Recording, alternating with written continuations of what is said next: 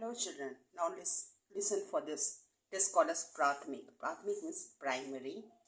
Patya means syllabus. Pustak means books. Primary, syllabus, books. Now let's go for the part 1. This is called as Bhag 1. Means part 1. It is called as Bodhini. Bodhini means it is mean as alphabets. The word we can use as a alphabets. As far as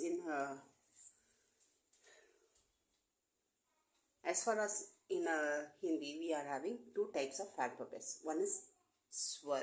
Swar is vowels. Means A-E-I-O-U.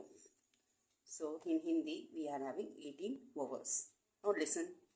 First we are going to see only two vowels. One is A. A. Second one is A.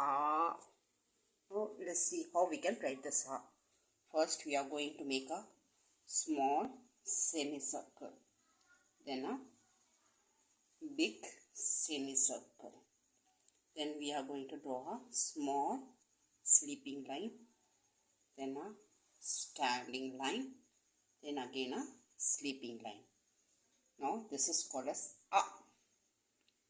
Now let's see for A. This is called as, first we are going to the small semicircle. Then a big semicircle.